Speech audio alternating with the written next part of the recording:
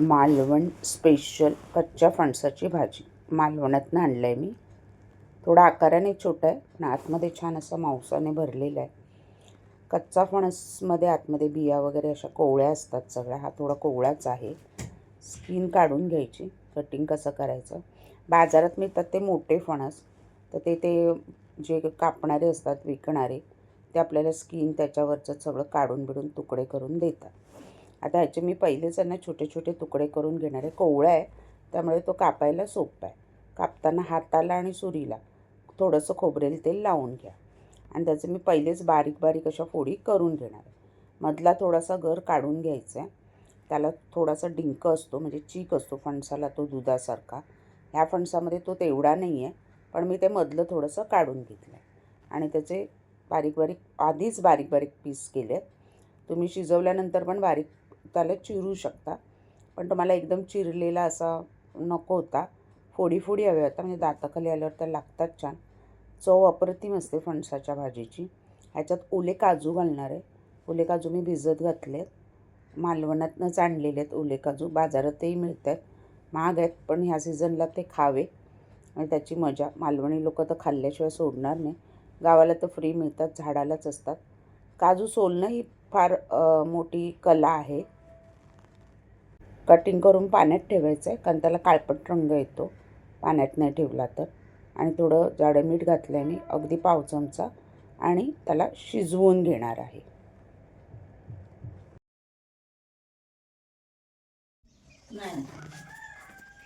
कशी करते तर बघू चालता.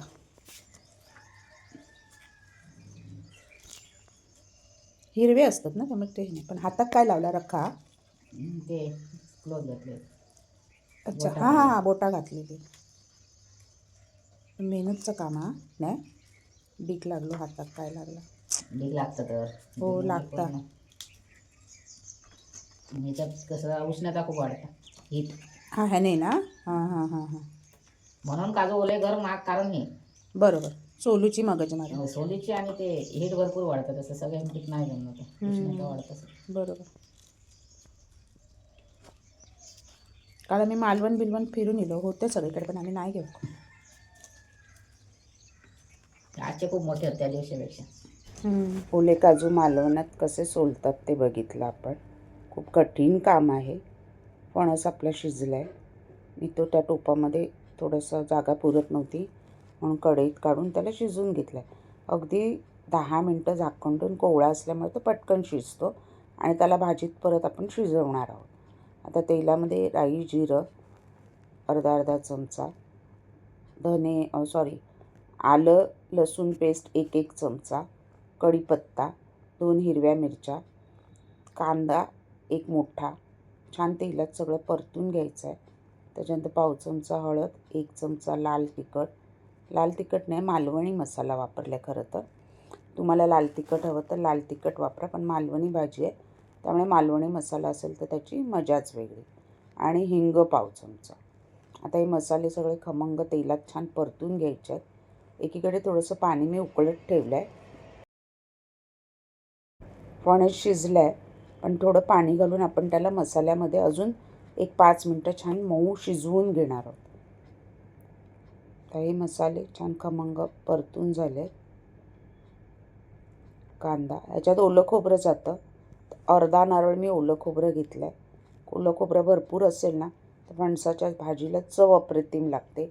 ओल्या खोबऱ्याशिवाय ती भाजीला मजा नाही. पण ओलं खोबरं नको असेल, अवॉइड करायचं असेल तर नाही घातलं तरी चालेल. पण कोकण मालवण म्हटलं की ओलं खोबरं आलं, आणि त्याची ती अप्रतिम चव कॉम्बिनेशनमध्ये फणस आणि ओले खोबरे, चव अप्रतिम लागते. ह्या भाज्या बिना कांद्याच्या उपवासालाही खाता येते. त्याच्यामध्ये आलं लसूण घालत नाही. आलं चालत असेल उपवासाला तर घालू शकता. हळद मिरची ओले खोबरे आणि जिऱ्याची फोडणी, राईची नाही. सकाळी नाश्त्याला खातात कोकणामध्ये ही भाजी. अशीच बनवून तुम्ही डिश भरून, आणि विकतही मिळते आता सीझनमध्ये कोकणात फणसाची भाजी, आणि नुसती घेऊन लोक ती खातात. फणस खूप, एका झाडाला 100-1 फणस लागतात, त्यामुळे कचऱ्यासारखे ते पडूनही जातात. त्याचे वेगळे वेगळे प्रकार, किंवा रोज मग सकाळी नाश्त्याला तो खाल्ला जातो.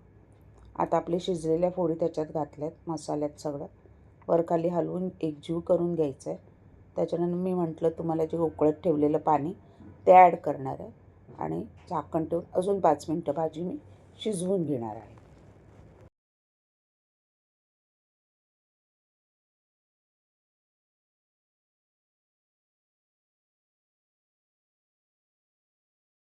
एक 5 मिनटानंतर ओले काजू मी 15 मिनटं गरम पाण्यात थोडंसं कोमट पाण्यात भिजत ठेवले आणि वरची स्किन काढून घेतली. कोमट पाण्यात एवढ्यासाठी ठेवायचे, त्याला कधी कधी डिंक लागलेला असतो आणि मग तो खाताना घशाला आला का त्रास होऊ शकतो. ओलं खोबरं तर सगळं घालून एकजीव करायचं आहे. कोथिंबीर भरपूर घालायची या भाजीला, त्याचा तो एक स्वाद येतो. फणस शिजवताना मी ऑलरेडी मीठ घातलं होतं, त्यामुळे मी परत थोडंसं चवीनुसार मीठ मी ते फोडणी परतताना घातलेलं आहे. आणि आपली भाजी तयार आहे खाण्यासाठी. भाकरीबरोबर, चपातीबरोबर किंवा नुसती खा. अप्रतिम कोकण स्पेशल फणसाची भाजी.